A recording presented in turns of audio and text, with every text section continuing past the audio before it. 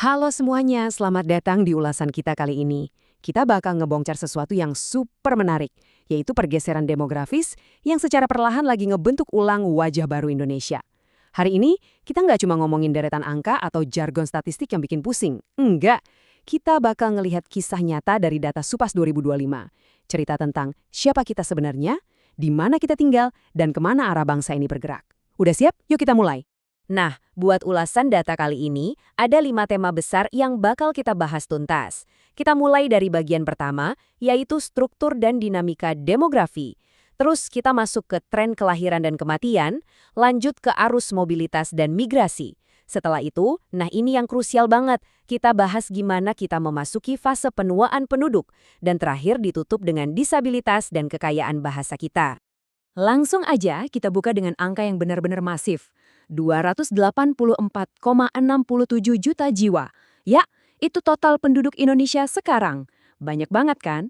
Tapi coba perhatiin deh, ada satu fakta yang lumayan bikin kaget. Laju pertumbuhan penduduk tahunan kita itu sebenarnya makin melambat. Sekarang cuma di angka 1,08% aja. Jadi ibaratnya mobil, kita emang masih jalan maju, nambah terus populasinya. Tapi injakan gasnya udah lumayan dikendorin. Oke, kita masuk ke bagian pertama, struktur dan dinamika demografi kita. Siapa sih sebenarnya yang ngebentuk populasi raksasa ini dan di mana aja mereka ngumpul? Coba bayangin peta Indonesia sebentar. Luas banget kan? Tapi nyatanya lebih dari 158 juta orang atau sekitar 55,65% dari total kita masih tumpak blek tinggal di Pulau Jawa. Sisanya menyebar. Wilayah timur kayak Maluku dan Papua itu cuma dihuni sekitar 3,22% aja. Kelihatan banget kan jomplangnya? Ini jelas ngasih PR besar banget buat negara urusan meratain ekonomi dan infrastruktur ke depannya. Terus kalau kita bedah dari usianya, nah ini dia. Kalau kamu Gen Z atau milenial, selamat. Kalian tuh mendominasi banget loh. Gabungan kedua generasi ini hampir ngebentuk separuh dari total populasi bangsa kita. Kalian semua yang ada di rentang usia produktif dan lagi on fire ini benar-benar jadi mesin utama penggerak ekonomi Indonesia sekarang. Tapi, selalu ada tapinya nih.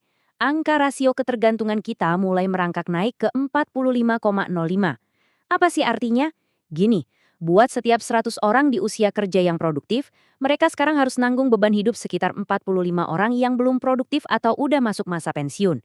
Emang sih agak naik dari sensus sebelumnya, tapi tenang, angkanya masih di bawah 50 kok. Artinya, secara hitungan, kita masih asyik menikmati masa-masa bonus demografi.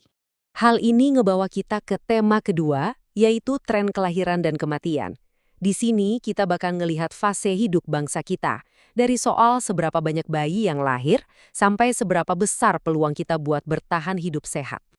Kamu pasti sering dengar pepatah jadul, banyak anak, banyak rezeki kan? Wah, ternyata di lapangan, prinsip itu udah mulai ditinggalin. Angka prevalensi pemakaian alat kontrasepsi sekarang udah tembus 62%.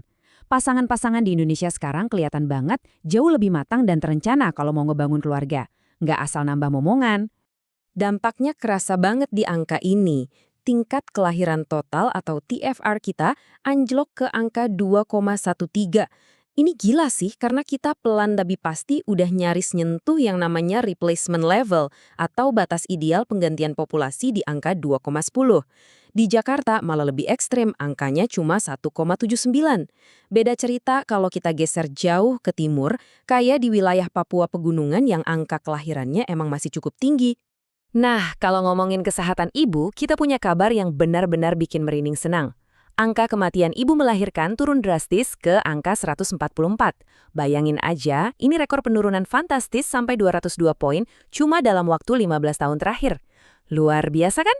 Ini jadi bukti nyata kalau sistem perawatan kesehatan ibu hamil di negara kita udah makin jago dan responsif. Tren positif yang nyelamatin nyawa ini berlanjut terus ke masa anak usia dini. Angka kematian bayi itu merosot hampir setengahnya dibanding tahun 2010, sekarang di kisaran 14,12 per 1000 kelahiran. Indikator kesehatan balita dan bayi baru lahir juga kompak banget trennya pada turun. Tapi ya, kita tetap nggak boleh santai. Apalagi daerah kayak Papua Pegunungan tuh masih harus berjuang keras ngelawan tantangan berat di sektor kesehatan dasar. Oke, kita beralih ke bagian ketiga, arus mobilitas dan migrasi.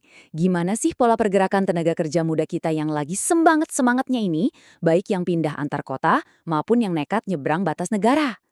Orang Indonesia itu ternyata hobi banget bergerak, dinamis banget.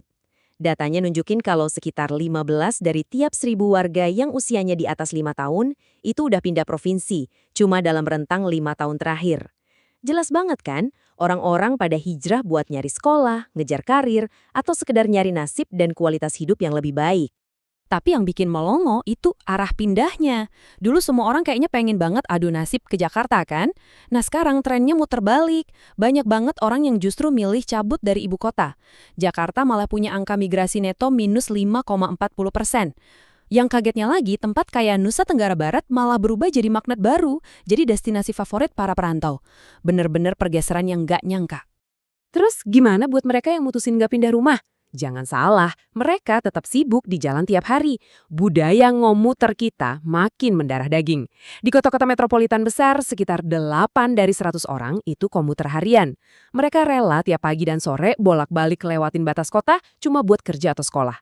Gerakan harian inilah yang sebenarnya jadi urat nadi ekonomi kita. Coba intip Bali, khusus di area Sarbagita, angka komuter lokalnya meroket sampai 12,10%. Kalau kita tarik zoom out ke mobilitas global, ini juga nggak kalah menarik. Migrasi internasional kita angkanya minus. Artinya, lebih banyak warga Indonesia yang mutusin ngepak koper buat tinggal di luar negeri, sekitar 1,14 per 100.000 orang, dibandingin jumlah warga asing yang masuk dan tetap di sini. Tarik napas dulu sebentar, karena sekarang kita masuk ke bagian keempat, fase penuaan penduduk. Jujur aja, ini salah satu pergeseran struktural yang dampaknya paling kerasa dari semua data yang kita bahas hari ini. Kayak yang kita obrolin tadi, tingkat kelahiran kita makin mengecil, tapi fasilitas kesehatan dan gizi masyarakat kita makin membaik. Nah, efek dominonya, umur harapan hidup orang Indonesia jadi jauh lebih panjang. Hasilnya, secara resmi banget nih, Indonesia sekarang masuk ke fase populasi menua. Ini artinya, kita butuh mikirin jaring pengamanan sosial dan fasilitas buat orang tua yang sama sekali baru. Biar kamu kebayang skalanya, secara nasional, hampir 12% dari penduduk kita itu usianya udah di atas 60 tahun. Bahkan, di beberapa tempat, transisi ini udah kejadian lebih cepat. Contohnya di daerah istimewa Yogyakarta. Di sana, hampir 18% populasi mereka adalah lansia. Jogja benar-benar jadi contoh daerah yang ngerasain gelombang populasi menua ini paling kerasa. Disinilah muncul pertanyaan ekonomi raksasanya. Dari mana sih kakek nenek kita ini dapat uang buat hidup harian? Jawabannya agak bikin deg-degan. Hampir separuhnya, sekitar 48,56%, ternyata masih disokong penuh sama finansial keluarganya, alias anak-anaknya. Terus yang paling bikin miris, cuma 1,13%, iya angkanya cuma sekecil itu, lansia yang bisa asyik menikmati masa tua pakai tabungan atau hasil investasi pribadi. Akhirnya, kita sampai di bagian kelima sekaligus penutup kita, disabilitas dan kekayaan bahasa. Mari kita selami lebih jauh tentang gimana sih kondisi sosial kemasyarakatan kita yang sebenarnya. Dari hasil survei ini, kecatat ada sekitar 2,17% warga kita yang hidup dengan disabilitas. Angka ini lumayan naik dari sebelumnya. Mayoritas dari mereka harus berhadapan sama kendala mobilitas fisik. Gampangnya kayak kesulitan buat sekedar berjalan atau naik tangga. Fakta ini harusnya jadi alarm keras buat kita semua.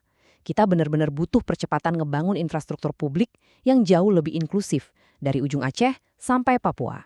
Tapi nih, di balik semua pergeseran demografi dan migrasi yang bikin pusing tadi, ada satu hal yang bikin hati adem.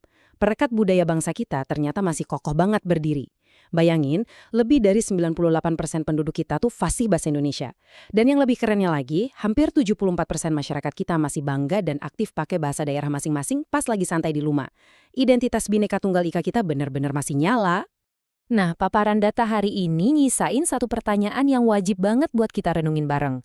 Mengingat generasi mudanya makin ramping, sementara kelompok lansianya meluas dengan sangat cepat, pertanyaannya, apakah fondasi ekonomi dan sistem sosial Indonesia kita ini udah benar-benar siap buat nompang masa depannya sendiri? Ini sebuah PR besar yang patut banget kita obrolin lebih lanjut. Makasih banyak udah ngikutin ulasan ini sampai akhir, terus kritis baca data, dan sampai jumpa.